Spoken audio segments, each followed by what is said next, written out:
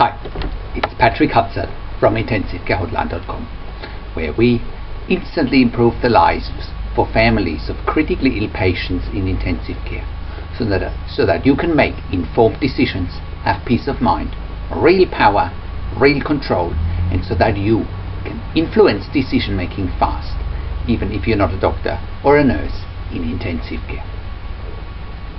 In last week's blog, I talked about the third and last part of the IntensiveCareHotline.com 3-part mini-series, Critical Lessons for Families of Critically Ill Patients in Intensive Care, Part 3. And in the last topic of the IntensiveCareHotline.com 3-part mini-series, I talked about what you see is not always what you get in intensive care, and that's why you are the best advocate for your critically ill loved one. You can check out last week's blog by clicking on the link below this video. In this week's blog, I want to share with you 5 things you need to do when you're not present, when the doctors are making crucial decisions, when your loved one is critically ill in intensive care. Before I get into today's topic, I want to share a quote with you that I wrote on today's topic, and the quote says, "When your loved one is critically ill in intensive care, it's nothing short of you being in a once-in-a-lifetime situation and once-in-a-lifetime challenge." Research has shown that having a loved one critically ill in intensive care is one of the most stressful events in life you can ever experience. It ranks in the top 3 of the most stressful life events. And because you are already so far outside of your comfort zone, you don't need the added stress of not knowing what the doctors and the nurses are talking about when you are not around, let alone you and your family not being present when major decisions, including life or death decisions, are being made. Live or die, get better or worse, get out of intensive care or not, have surgery or don't have surgery, have a CT scan or don't have a CT scan. The list goes on and on. The bottom line is that all these decisions are being made by the intensive care team without you often being present. It's a big challenge for families of critically ill patients in intensive care, and the intensive care team doesn't really care whether you are present or not when crucial decisions about your critically ill loved one's life, health, and possible future is being made. Your job is to go the extra mile, inform yourself what's really happening in intensive care, and get help from people who know intensive care inside out and who know what you need to know in order to make informed decisions, get peace of mind, control, power, and influence. At the end of the day, it's your critically ill loved one's life, and you and your family can't afford to let other people make crucial life or death decisions. Period. So, let's get into today's topic.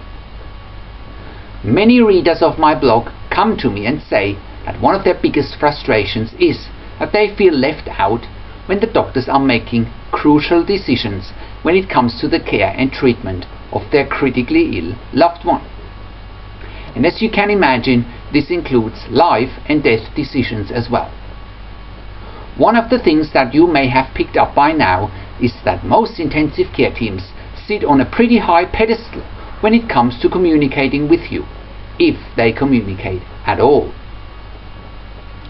The reasons for intensive care teams sitting on a pretty high pedestal are manifold, including that 99% of the families of critically ill patients in intensive care are buying into the intensive care team's perceived power and perceived authority and not challenging the status quo. Think about this for a minute. If your critically ill loved one is in one of the following situations in intensive care, such as when they are very unstable and in a very critical condition, or they are in a life-threatening situation, or they are not waking up from an induced coma, or they are in intensive care for long-term treatments and long-term stays, including long-term ventilation, or your loved one may be in intensive care and having a severe or traumatic head or brain injury. Your loved one may even be threatened with an NFR, not for resuscitation, or DNR, do not resuscitate order. Or your critically ill loved one may be in a situation where the intensive care team suggests a withdrawal of treatment or a limitation of treatment as being quote-unquote in the best interest for your critically ill loved one. Or your loved one may even be approaching their end of life in intensive care. In those situations, do you and your family want to be left out when it comes to crucial and important decisions about care, treatment, and even life or death? The fact of the matter is that if you are like 99% of the families of critically ill patients in intensive care, who don't make informed decisions, who don't have peace of mind, who don't have power, don't have control, and don't have influence, you keep putting blind faith into the intensive care team. You don't question, you don't challenge the perceived power and the perceived authority of the intensive care team, and you are basically just a passive bystander of a once-in-a-lifetime challenge that you know you can't afford to get wrong. However, I don't want to dwell on what 99% of the families of critically ill patients in intensive care don't do, but rather give you some strategies that actually work so that you know what you need to do so that you can make informed decisions, have peace of mind, control, power, and influence. Before I go on and actually give you the strategies, you may wonder what makes me qualified to know the strategies that work and which ones that don't. Well, as you may know, I have worked in intensive care for more than 15 years as a nurse in 3 different countries, where I literally worked with thousands of critically ill patients and their families, and where I also worked as a nurse unit manager in intensive care for more than 5 years. I have literally seen the difference between the very few families of critically ill patients in intensive care who make informed decisions, who get peace of mind, control, power, and influence, compared to the 99% of families of critically ill patients in intensive care who simply don't. And as you know, I also constantly counsel and consult families in intensive care, and I speak to them daily. I know what works and what doesn't. And today I want to give you 5 things you need to do when you're not present, when the doctors are making crucial decisions, when your loved one is critically ill in intensive care. So let's start with number 1, which is question everything. When your loved one is critically ill in intensive care, you need to question everything. You need to question what the intensive care team is doing, what they are not doing, the way they are communicating with you and how, if they communicate at all. And you need to question every assumption that gets thrown at you from the intensive care team.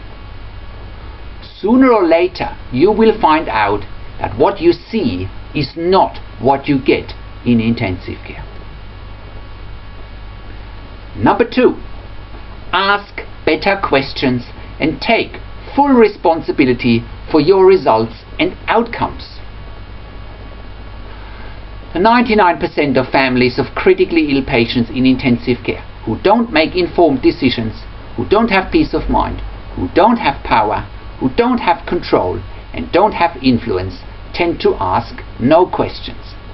They trust and follow the intensive care team blindly. I cringe when I say out those words because I get angry and frustrated when I watch those passive and even naive families. The good news is that you are here watching this, and that means you are already 5 steps ahead of these families. In order to make informed decisions, get peace of mind, control, power and influence, you need to know what questions to ask, and once you are armed with the knowledge of what questions you need to ask, you also need to take full responsibility for the results that you are getting or not getting. If you don't know what questions you need to ask, you are basically letting the intensive care team run the show or drive the bus, so to speak. The good news is you couldn't have come to a better place to learn firsthand what questions you need to ask, how you need to position yourself and your critically ill loved one correctly, and by doing that you can get the results that you want for your critically ill loved one. You can quickly discover what questions you need to ask by browsing this website with all of our many free as well as paid resources. Even if you don't have the money to buy some of our information products, or if you don't have the money to get consultations from me directly, there's plenty of free blogs, videos and podcasts where you can discover what it takes to make informed decisions, get peace of mind, control, power and influence. Of course, the best shortcut to make informed decisions, get peace of mind, control, power and influence is when you talk to me directly via email or phone and Skype. However, as I said, there's plenty of free information on this website. Number 3. Look behind the scenes in intensive care and pay very close attention. If you are not looking behind the scenes in intensive care, you might as well walk into intensive care blindfolded. And remember, you don't know what you don't know. Why do I say this? The reason I say this is all too obvious. Why do you and so many other families of critically ill patients in intensive care feel like the doctors and the intensive care team are making crucial decisions, including life or death decisions, when you are not there? Exactly, you guessed it. It's because they don't want you around when they are making those crucial decisions. Not only do they think that they are smart enough to make life or death decisions without talking to you, they are sitting on such a high pedestal of perceived power and perceived authority that they often think it's beyond them to talk to a family of a patient that's critically ill. They often look at a critically ill patient as a medical case, and they don't look at patients as real people. It's easier to suggest to withdraw treatment or to withdraw life support, to issue an NFR, not for resuscitation order, or a DNR, do not resuscitate order, when they're thinking about a medical case and not a person or a patient. But you need to really understand and look into what's happening behind the scenes in intensive care, because it's so powerful that it always impacts on how the intensive care team is positioning your critically ill loved ones' diagnosis, their prognosis, as well as their care and treatment given or not given. It's powerful stuff, and don't say that I haven't warned you. Number 4. Become difficult and demanding. This is one of my favorite strategies. As I have said to you many times before, 99% of the families of critically ill patients in intensive care make no informed decisions, they have no peace of mind, no power, no control and no influence. In fact, they are falling all over themselves to suck up and give in to the perceived power and the perceived authority of the intensive care team. Becoming difficult and demanding is the last thing on their mind.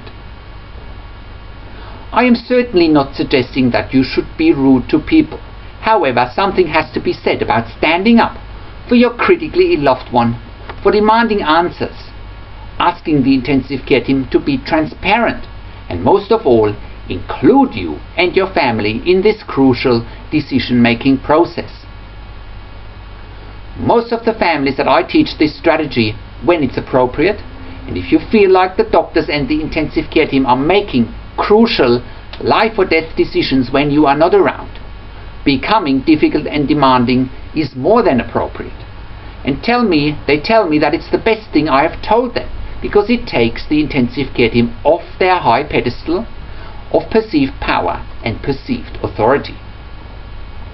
If you mix becoming difficult and demanding with asking the right questions and take the intensive care team off their high pedestal of perceived power and perceived authority, you have powerful ingredients, and it takes the intensive care team off guard,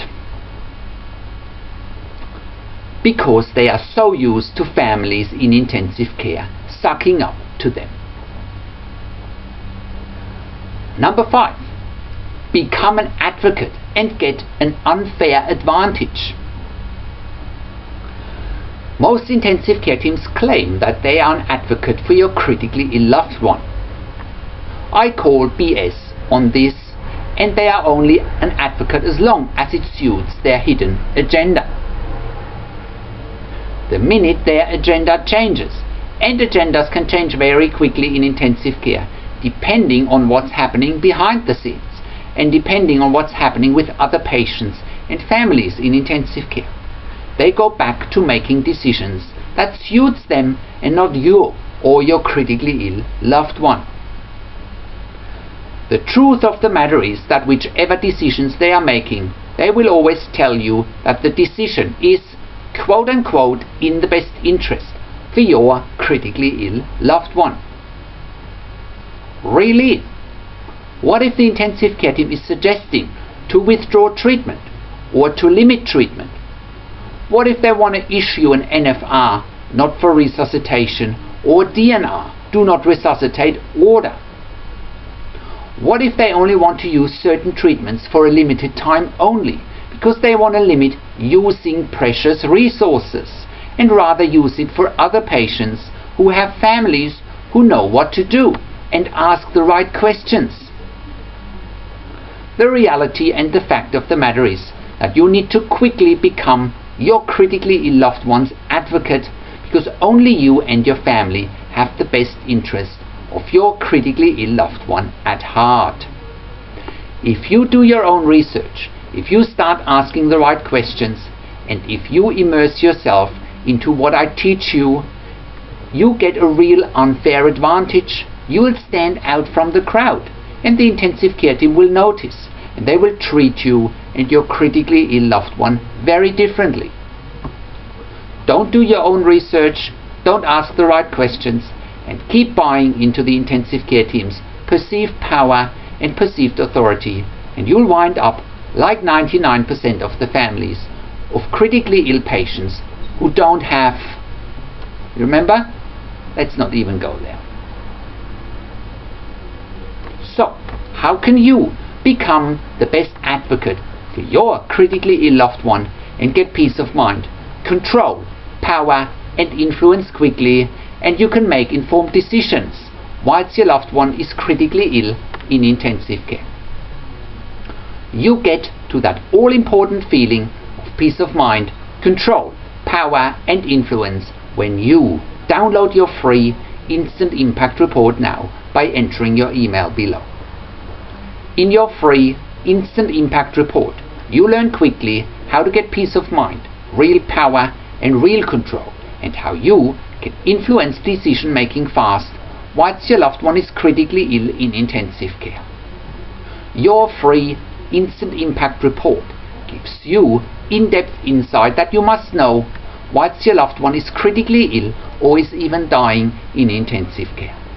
Sign up and download your free Instant Impact Report now by entering your email below. In your free Instant Impact Report, you learn how to speak the secret intensive care language so that the doctors and the nurses know straight away that you are an insider and that you know and understand what's really happening in intensive care. In your free report, you will also discover how to ask the doctors and the nurses the right questions. Discover the many competing interests in intensive care and how your critically ill loved one's treatment may depend on those competing interests. How to eliminate fear, frustration, stress, struggle and vulnerability even if your loved one is dying. You get 5 mind-blowing tips and strategies helping you to get on the right path to peace of mind, control, power and influence in your situation. You will get real-world examples that you can easily adapt to your and your critically ill loved one's situation. How to stop being intimidated by the intensive care team and how you will be seen as equals. You will get crucial behind-the-scenes insight so that you know and understand what's really happening in intensive care and how you need to manage doctors and nurses in intensive care, and it's not what you think. Thank you for tuning into this week's blog, and I'll see you again in another update next week. Make sure you also check out our Your Questions Answered section where I answer your questions, or simply send me an email to support@intensivecarehotline.com with your questions. Or you can call me. Find my international phone numbers on the Contacts tab. Also, check out our ebook section where you get more ebooks, videos and audio recordings, and where you can also get one-to-one counseling with me via Skype or over the phone and via email by clicking on the email and phone calls counseling tabs on the top of the website. This is Patrick Hutzel from intensivecarehotline.com, and I'll see you again next week in another update.